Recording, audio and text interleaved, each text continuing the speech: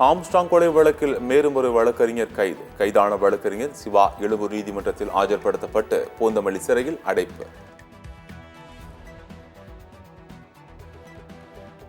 திருப்பூரில் பள்ளி வாகனம் ஓட்டும் போது ஓட்டுநருக்கு நெஞ்சுவலி. தனது உயிரை கொடுத்து குழந்தைகளை காப்பாற்றிய சம்பவத்தால் நிகழ்ச்சி.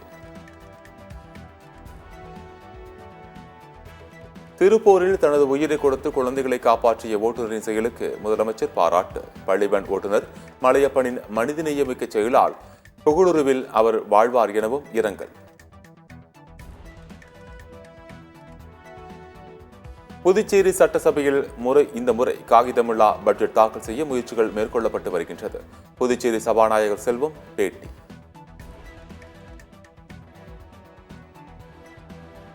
விழுப்புரத்தில் பார்சல் உணவில் ஊறுகாய் வைக்காத உணவக உரிமையாளருக்கு அபராதம் விதிப்பு. நுகர்வோர் நீதிமன்றம் அதிரடி உத்தரவு.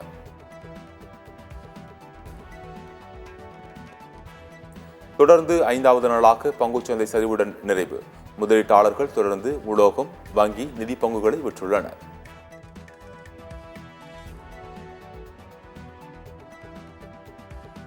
பாரிஸ் ஒலிம்பிக் நாளை கோலாகல தொடக்கம். 10,000க்கும் மேற்பட்ட வீரர் வீராங்கனைகள் பங்கேற்பு.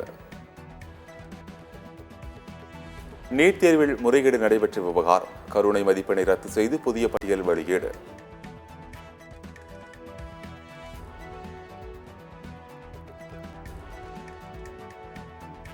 இந்தியாவின் மத்திய மற்றும் கிழக்கு பகுதிகளுக்கு அமெரிக்கர்கள் செல்ல வேண்டாம். அந்நாட்டு வெளியுறவுத்துறை அமைச்சகம் அறிவுறுத்தல்.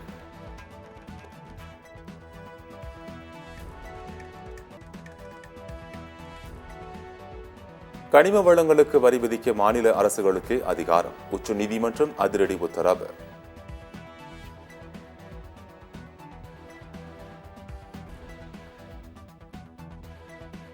காலியாக உள்ள கோவை மற்றும் நெல்லை மேயர் பதவிகளுக்கான தேர்தலை நடத்திட மாநில தேர்தல் ஆணையம் ஒப்புதல்.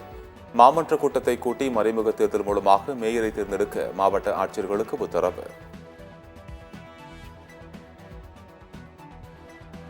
காவிரியில் தங்கு தடையின்றி தண்ணீர் திறக்க மத்திய நீர்வளத்துறை அமைச்சரிடம் வலியுறுத்தப்பட்டுள்ளது. மத்திய நீர்வளத்துறை அமைச்சரை சந்தித்த பின்னர் தமிழ்நாடு நீர்வளத்துறை அமைச்சர் துரைமுருகன் பேட்டி.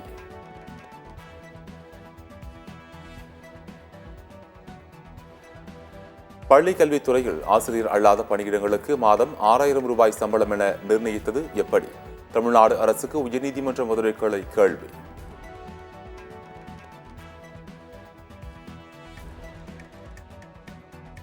மாதம் ரூபாய் 6,000 சம்பளம் என்றால் ஒரு நாளைக்கு 200 ரூபாயை வைத்து தற்போதைய சூழலில் ஒருவர் எப்படி வாழ்க்கை நடத்த முடியும்?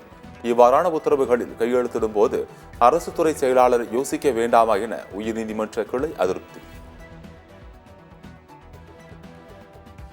தமிழ்நாட்டில் உள்ள அனைத்து ரேஷன் கடைகளிலும் கருவெளி பதிவு விரைவில் அமல்படுத்தப்படும். உணவுப் பொருள் வழங்கல் துறை அறிவிப்பு.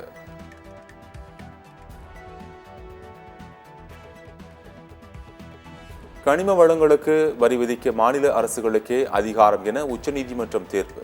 தலைமை நீதிபதி உட்பட 8 நீதிபதிகள் ஒருமித்த தீர்ப்பு வழங்கிய நிலையில் ஒரு நீதிபதி மட்டும் மாறுபட்ட தீர்ப்பு. ஆம்ஸ்ட்ராங் கொலை வழக்கில் கைதான பாஜக முன்னாள் நிர்வாகி அஞ்சலை மேலும் ஒரு வழக்கில் கைது. கந்துவட்டி வழக்கில் கைது செய்யப்பட்ட அஞ்சலையை எழும்பூர் நீதிமன்றத்தில் ஆஜர்படுத்திய போலீசார். ஆகஸ்ட் 8ஆம் தேதி வரை நீதிமன்ற காவல்.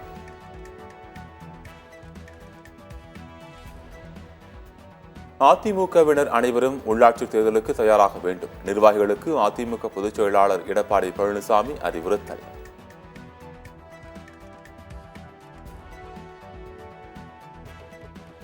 கிளாம்பாக்கம் ரயில் நிலைய பணி மார்ச் மாதத்தில் நிறைவடையும். தெற்கு ரயில்வே அறிவிப்பு.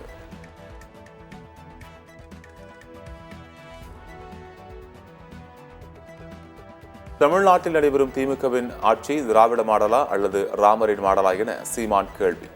திராவிட மாடல் ஆட்சியின் முன்னோடி ராமன் என்று அமைச்சர் ரகுபதி கூறியதற்கு திமுக தலைமை மறுப்பு தெரிவிக்கவில்லை என்றும் விமர்சனம்.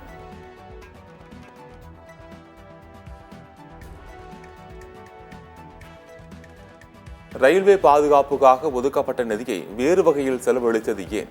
சிஏஜி அறிக்கைக்கு பாஜகவினர் பதில் சொல்ல வேண்டும் என தமிழக காங்கிரஸ் தலைவர் செல்வ பெருந்தகை வலியுறுத்தல்.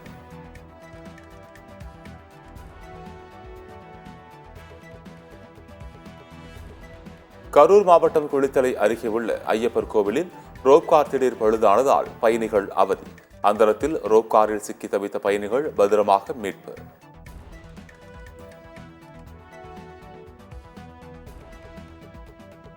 அந்தமானில் மோசமான வானிலை நிலவுவதால் சென்னையிலிருந்து 189 பேருடன் சென்ற விமானம் மீண்டும் சென்னைக்கே திரும்பியது. பயணிகள் நாளை காலை அந்தமான் அழைத்துச் செல்லப்படுவார்கள் என்று விமான நிலைய நிர்வாகம் அறிவிப்பு.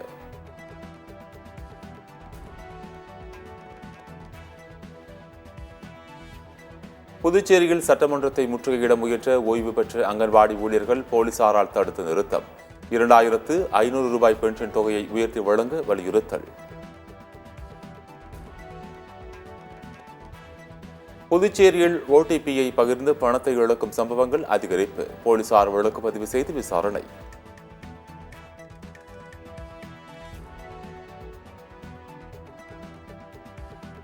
புதுச்சேரியின் புதிய டிஜிபியாக ஷாலினி சிங் நியமனம். தற்போதைய டிஜிபி ஸ்ரீனிவாஸ் இம்மாத இறுதியில் ஓய்வு பெறும் நிலையில் ஆகஸ்ட் 1 ஷாலினி சிங் பொறுப்பேற்கிறார்.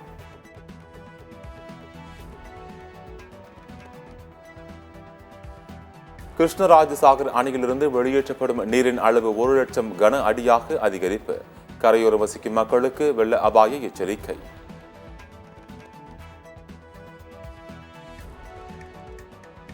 பழுத்தடையை நீக்க நீதிமன்றம் உத்தரவிட்டது குறித்து அதிகாரிகளுடன் ஆலோசனை நடத்தப்படும். ஆலோசனைக்கு பிறகே கருத்து சொல்ல முடியும் என அமைச்சர் முத்துசாமி விளக்கம். கடலூரில் பாதாள சாக்கடையை பாதுகாப்பு உபகரணங்கள் இன்றி தொழிலாளி சுத்தம் செய்த விவகாரம். ஒப்பந்ததாரரின் ஒப்பந்தத்தை ரத்து செய்து கடலூர் மாநகராட்சி உத்தரவு.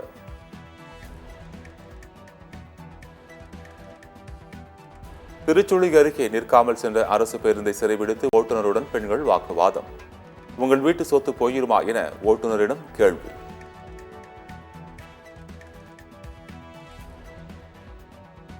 சென்னை கிழக்கு கடற்கரை சாலையில் மது போதையில் சரக்கு வாகனத்தை தாறுமாறாக இயக்கி விபத்தை ஏற்படுத்திய வடமாநில இளைஞர் தர்ம அடி கொடுத்து போலீசில் ஒப்படைத்த பொதுமக்கள்.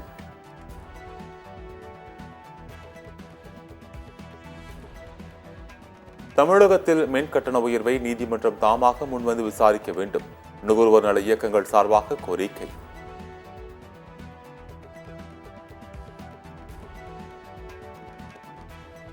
நாடு முழுவதும் ஒரே மாதிரியான மின் கட்டணத்தை நடைமுறைப்படுத்தும் திட்டம் இல்லை. மக்களவையில் மத்திய மின்சாரத்துறை இணையமைச்சர் ஸ்ரீவித் யசோ நாயக் விளக்கம்.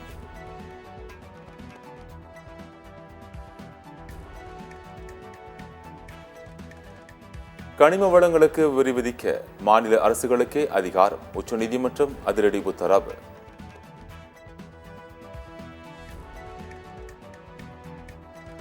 மனிதர்கள் யானைகள் இடையேயான மோதலை குறைக்க வழிகாட்டு நெறிமுறைகளை வெளியிட்டது மத்திய வனத்துறை அமைச்சகம்.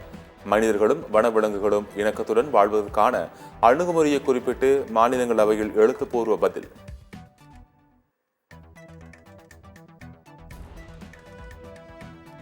எம்.ஆர். விஜயபாஸ்கர் வழக்கில் காவல் ஆய்வாளர் பிருத்திவிராஜுக்கு 2 நாள் சிபிசிஐடி காவல்.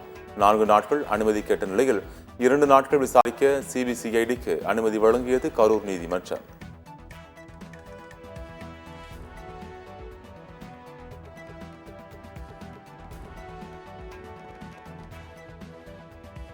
குஜராத் மாநிலத்தில் கனமழையால் மக்களின் இயல்பு வாழ்க்கை பாதிப்பு. கிரா அருவியில் வெள்ளம் ஆர்ப்பரித்துச் செல்வதால் முன்னெச்சரிக்கை நடவடிக்கைகள் தீவிரம்.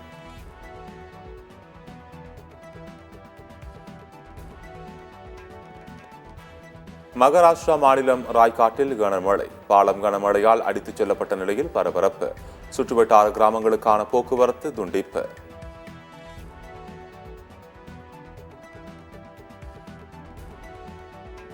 கார்கில் விஜய் திவாஸ் நிகழ்ச்சிகளை முன்னிட்டு ராணுவ வீரர்கள் பயிற்சி ஒத்திகை. ராணுவ வீரர்கள் பயிற்சி ஒத்திகையின் ஈடுபட்ட வீடியோ வெளியீடு.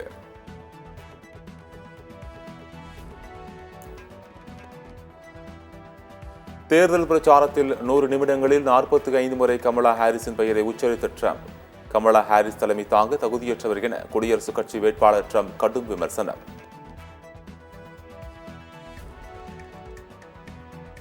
பாரிஸ் ஒலிம்பிக் வில்வித்தை போட்டியில் காலிறுதிக்கு முன்னேறியது இந்திய மகளிர் அணி. பிரபல வீராங்கனை தீபா குமாரி, அகிந்தா பகத், பஜன் கவுர் ஆகியோர் கொண்ட அணி காலிறுதிக்கு முன்னேறியது.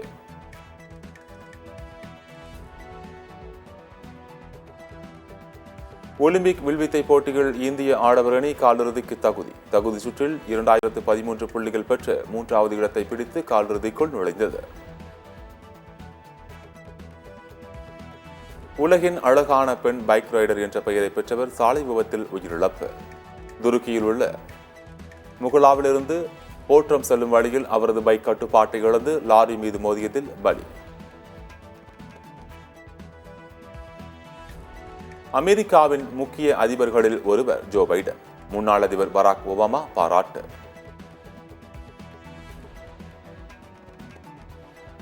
மெட்டா நிறுவனத்தின் செயற்கை நுண்ணறிவு மெட்டா AI-யில் கூடுதல் மொழிகள் அறிமுகம்.